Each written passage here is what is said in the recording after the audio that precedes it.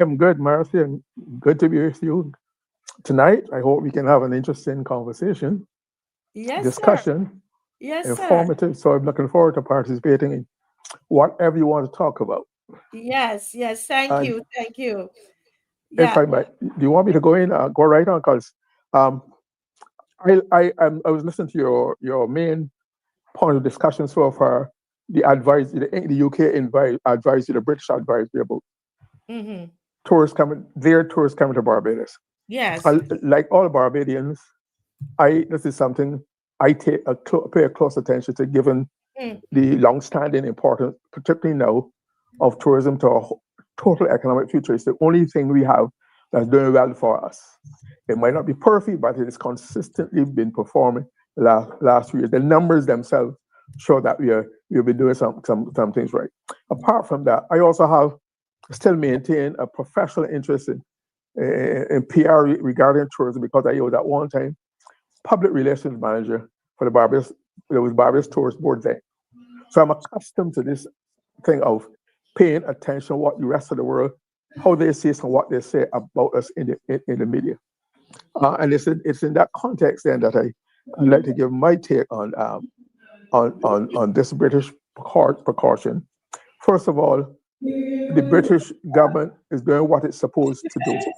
Yes. Advise, but that, because I say it again, when I was High Commissioner in Canada for Barbados, I also would keep Barbados informed on things that were happening regarding Barbados or Barbados in Canada. So that's a pure function. It's not.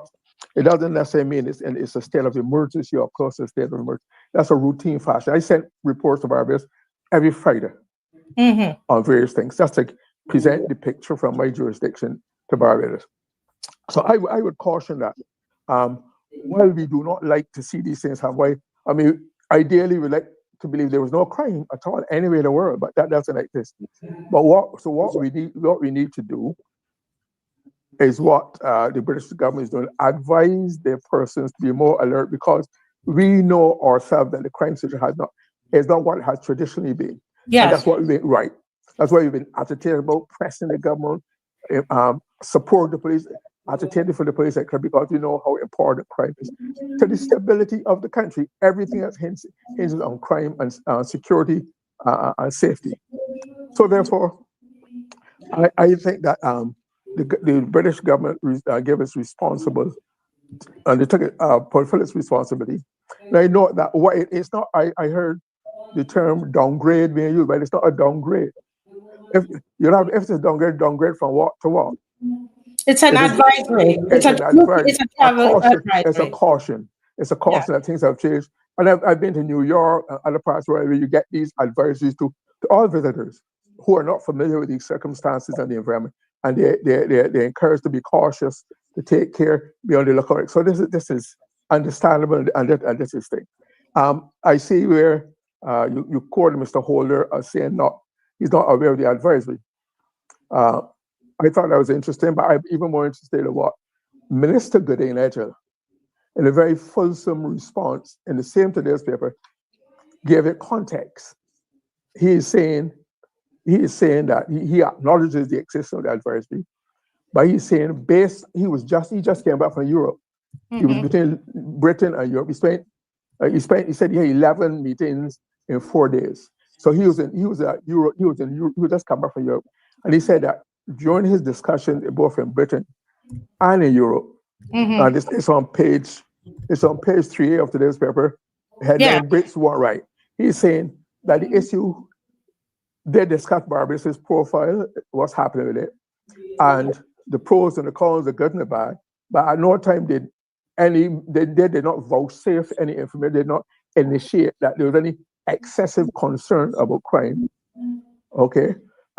It was not an issue. He said that, yeah, he also met with the travel trade, the airlines. I said nobody in England or in his meetings in Europe mentioned that crime was a deter, was becoming a big humbug for them, for their clients, etc. So I think there's some hope there. We can't. Not that we should relax. We have to keep pressing on to make sure we improve the situation. So I don't think of course, it has any negative publicity would have kind of fallout to the disadvantage of a country. Admittedly, but still we have to be practical and reasonable and keep our heads on I keep doing what we're doing to maintain Barbados' good name as much as possible. By calling the public to be on the lookout, to help look after tourists, look after themselves, advise the police. So it's a national effort that we've all agreed, and that needs everybody's support. So I don't think we need to we should pay careful note of it, because the next one might be more dire. But we should take note of it on the implications that you said, and then use that to help fortify our determination to make things better for Barbadians, first of all, and the tourists who come here to visit us. Yes, thank you, Mr. Murray. Let me go to the comment section and just read some of the comments that our viewers have. Leanna Bell, wonder if I read this one. She said they're investing in all these hotels, and who's going to come to fill them when the crime is out of control? Tourism is our biggest income earner. Okay, guys, but make sure you like and share. Please like and share. Like and share, guys, please.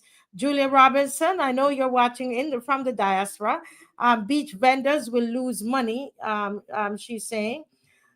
Judith and Clark, and that all we're saying is if it continues and gets out of hand, this is where it could end up. Okay. Judith and Clark saying local businesses, arts and crafts, souvenirs. This is what these are, and so I want us to think about it, because this is why I always say the crime. Yes, there are policies and legislation that the government will need to implement and they need to establish a lot of these things, but it's all our business, because if it gets out of hand and we don't have the tourists that are coming anymore, then these are some of the things that could possibly happen. We're not saying that this is exactly what's going to happen, but we know local business can be affected, arts and crafts, those who do souvenirs. Okay, Stefan Hector, it will affect red caps or taxi men. Yes, yes, yeah. Somebody says all crop over vendors may be affected. Yeah. Just want to read your comments. Okay, Sharon Ennis is saying water sports activities. Yes. Judith and Clark again, Caves of Barbados. Okay, so some of the tourist sites. As we saw that this exact thing that happened at COVID. If the crime continues, and we're praying that it doesn't, this is why we have our we do the prayer drives and the prayer marches and the motorcades, because we don't want it to continue, because it will have that effect as yeah, yeah. Let's see here. Yes, yes, yes. Yes. And Adrian Hines is reminding us that they said the crime section has been updated to reference the risk of carjacking, safety and security page, and that is a concern. That for me, really, that's a concern. It was horrible to see the woman being dragged out, or out of her vehicle. Yeah. Yeah, and as Adrian is saying, when did the UK ever warn its citizens about carjacking in Barbados? So this is something, guys, that we have to take seriously. It is not the end of the world, and it doesn't mean that the tourists are going to stop coming tomorrow. But it is a warning. It is something that that we need to pay a lot of attention to. Right now, I'm gonna go right into Mr. Morris segment, and where he has he has a presentation for us. Unfortunately tonight, Mr. Murray, I'm not sure if I'll be able to show you a slide, because Dave is very busy, but we are just, I know you're going to talk about my topic is yes, go right ahead. Widespread illiteracy and ignored national disgrace. Widespread illiteracy and ignored national disgrace. And I feel very strongly, I think very strongly and deeply about this matter, because part of our national boast and part of the public perception and reputation of Barbados is that we, at one time, we had literacy in the 90s, almost 100. So that means we had very little illiteracy. That situation has unfortunately changed. And what bothers me is that it has not had the same outrage among Barbadians as, say, justifiably crime has. I mean, because illiteracy is I call it a social disease that will do even more damage to Barbadians if left unaddressed than crime.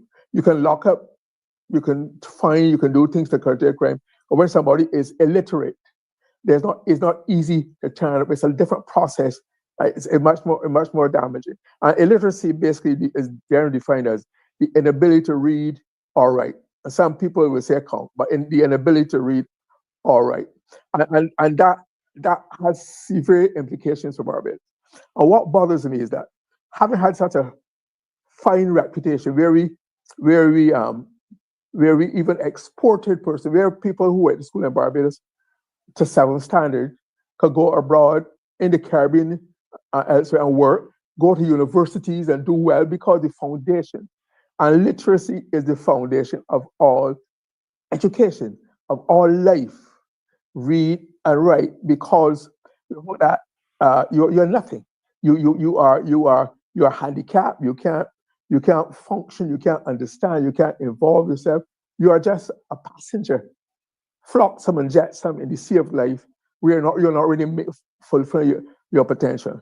And therefore, I think that I remember, and one of the reasons why I feel so strongly about this is that I remember one of the things I admire most about Fidel Castro is that virtually as soon as he overthrew the Batista regime in Cuba, he launched a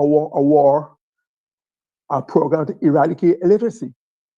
And that drive, that's way after 5960, that drive has resulted in the fact that is why Cuba can send us nurses and doctors and scientists, because they themselves recognize the importance of education. It seems as though education in Barbados is not as important in the public estimation as it used to be. That is why we can feel even more upset about the West Indies failing in cricket, getting bowled for 27, than we are getting these persistent reports. Because we should not be comfortable with the fact that we get these persistent reports the last 2 years that people are leaving fifth form of secondary schools and still can't read or write. To me, it's horrible. That should be unthinkable, unacceptable, intolerable in a Barbadian society. Because Barbados had all reverence for and support for education, even when we were a colony, right? Even when we were a colony, has laid the foundation of Barbados' success. That's why we were able to achieve much more industrially, politically, socially. Education is the foundation. And illiteracy, therefore, is a bugbear. It's a scourge. Like I say, it's a disease that's attacking the whole core and soul of the Barbadian persona, the Barbadian society. There was a time when people were very conscious of the fact that there was illiteracy in Barbados, and they had certain soft terms or euphemisms for when they would say somebody can't read or write. They say, well, they can't hand dance, they can't Italia, or they can only sign themselves with a nigger 10. X being was time for the signature. And then there was another one where they would say that when somebody can't read or write, say the eyes cloudy.